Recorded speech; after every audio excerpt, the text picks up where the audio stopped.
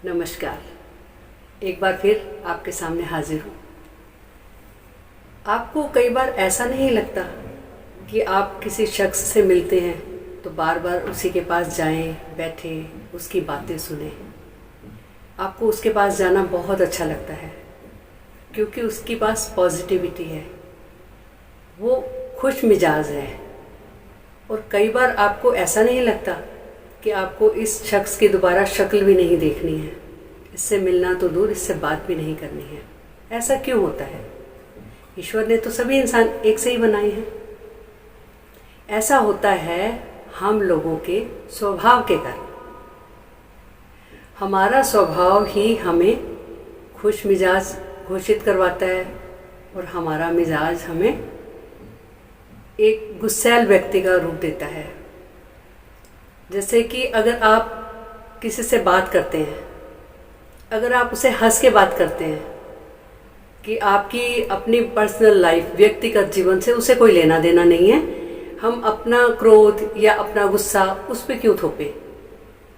तो ये सोच होती है एक खुश मिजाज व्यक्ति की। देखिए, समस्याएं हर एक के जीवन में होती हैं, ये हम मानते हैं।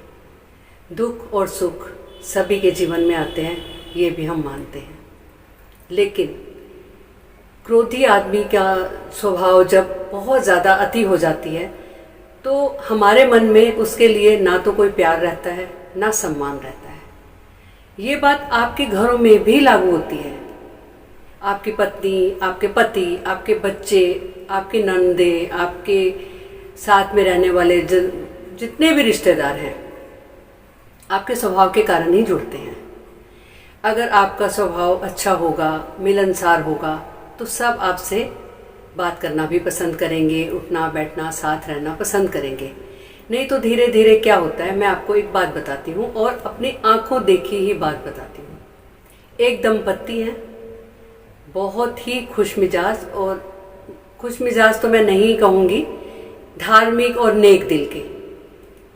पति का स्वभाव थोड़ा सा कड़वा है, वो कड़वा बोलते हैं और हर एक के साथ एक सा ही बोलते हैं। लेकिन पत्नी बहुत खुश मिजाज रहती है।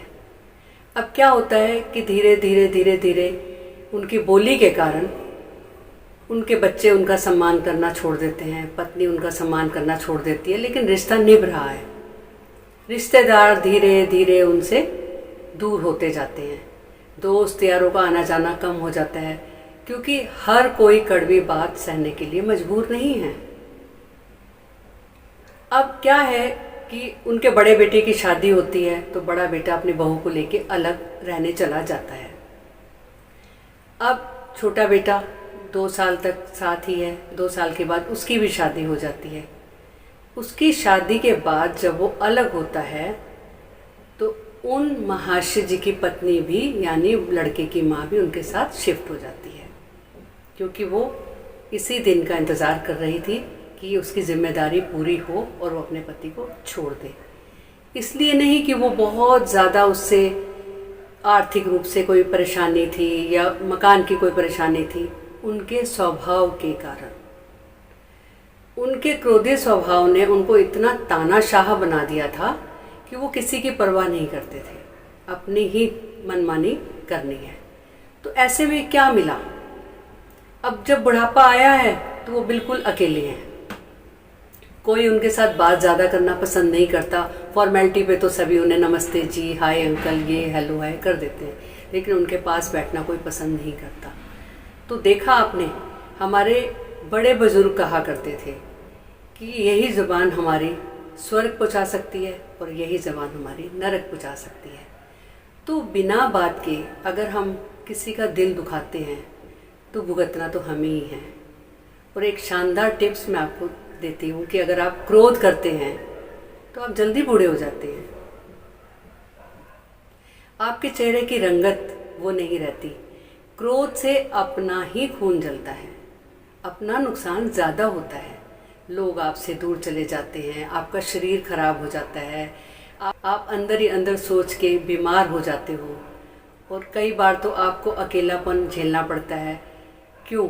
हमारी इस बोली के कारण। अगर हम क्रोध ना करके थोड़ा संयम रख के सामने वाले को भी प्यार से बात कर लें तो सारे हमारे अपने ही हैं। कोई गैर नहीं है।